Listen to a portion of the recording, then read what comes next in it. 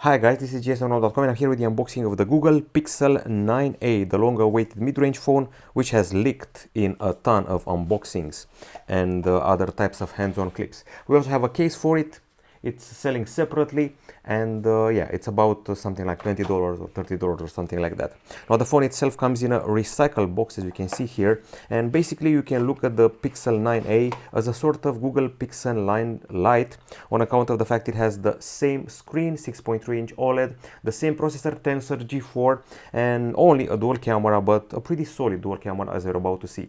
It gets 7 years of Android updates, comes with Android 15, and believe it or not, it has the biggest battery of any Pixel ever, 5100 mAh, 48 megapixel main camera, and also a change in design for the camera module. The visor from the Pixel 8a is now gone. Sadly, we have some pretty big bezels here, as you can see for yourself, but at least the OLED panel is quite bright.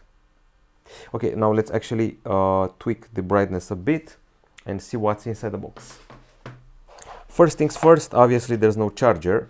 And here we have all the manuals and support info one can get.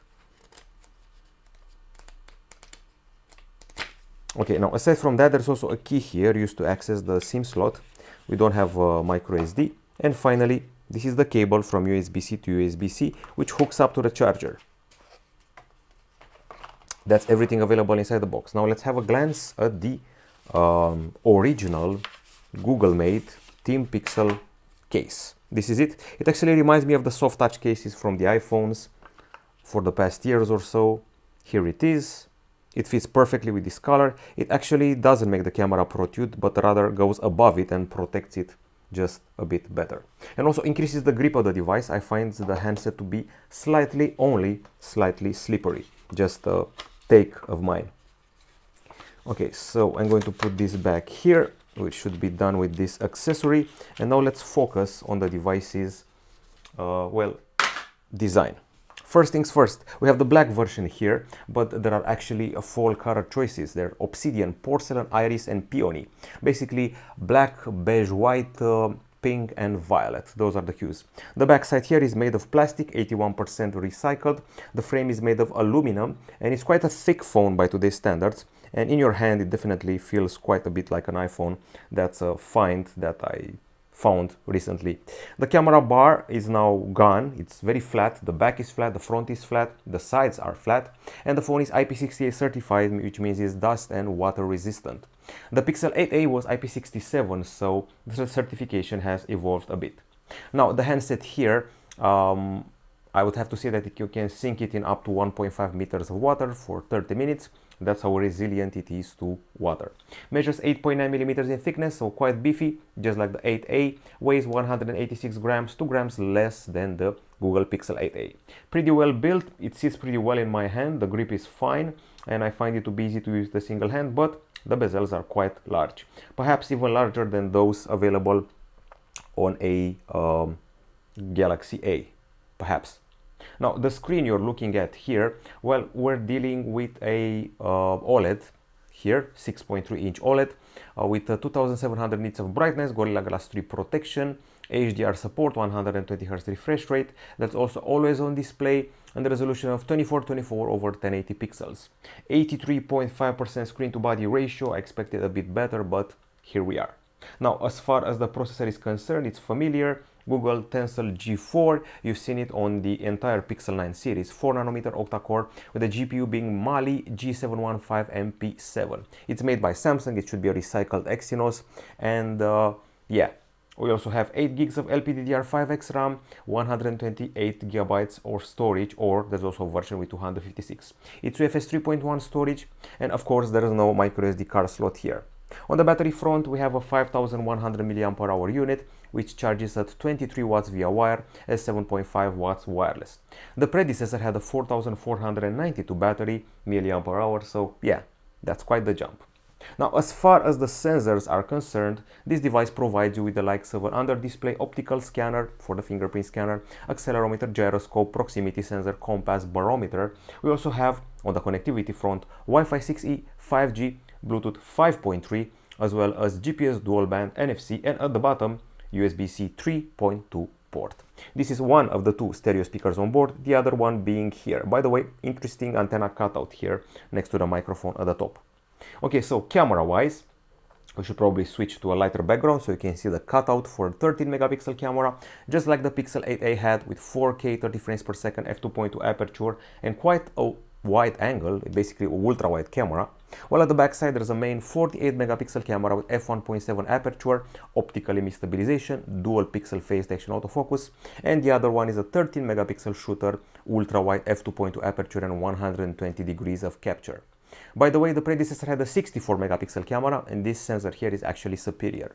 We have 4K 60 frames per second capture with this camera and 4K 30 with this one. There's also a dual LED flash here, and let's check out some of the camera options. The interface has pretty much stayed the same for the past years. We have panorama here, we have night sight, which can be, by the way, can be set automatically, and you can also do some tweaks here. Night sight is basically low light capture. This is the photo section, where you can tweak brightness, shadows, and white balance. And of course, you can also do top shot, which is basically a live photo, full image, and you can also get more light with a flash. Then we have the portrait section, which is zoomed in by default, which is kind of odd, but I'll take it. And here we have face retouches if you want to do some beautification. And then there's the add me option. You photograph a group of friends, then you send them away and you sit where they sat, and you're integrated into the, I would say, into the picture, just like this. So people are sitting here, another guy comes here, or girl, and he's added to the shot. He or she is added to the shot.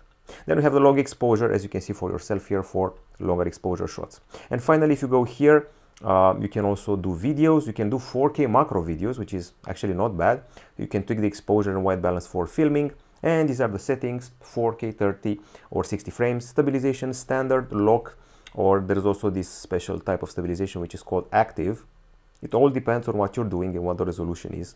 And speech enhancement, which basically amplifies your speech if you're a vlogger.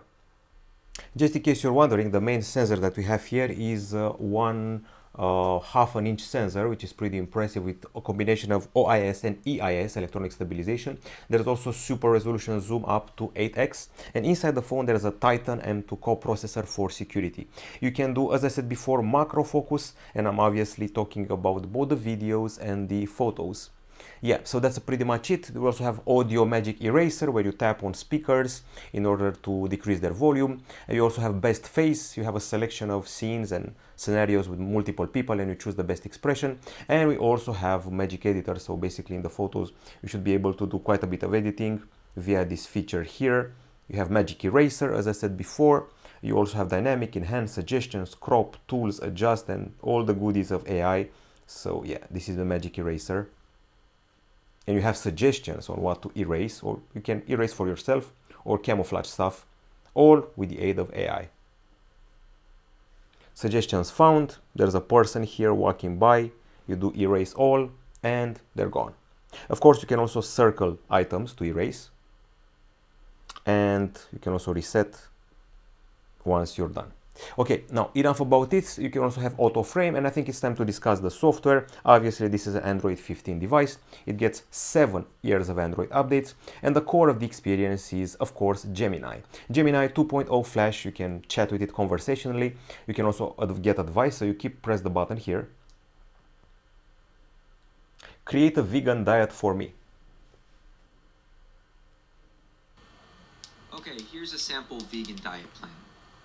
Remember that this is a template, and your individual needs may vary based on your activity level, health conditions, and preferences.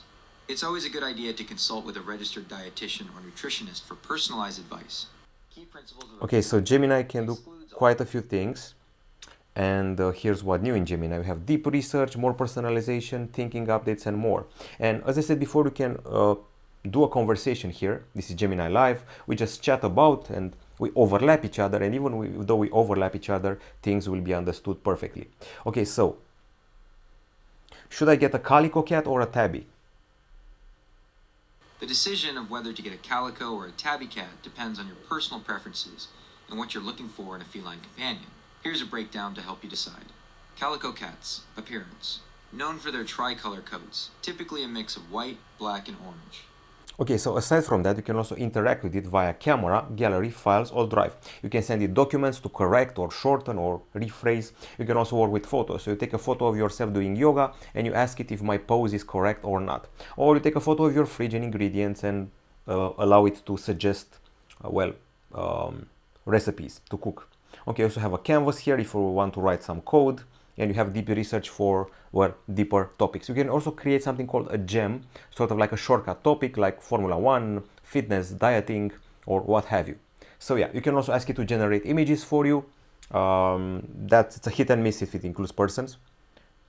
Generate an image of a cat with a top hat. I can't show pictures here yet. Okay, so not in live, but here maybe. Generate an image of a cat with a top hat.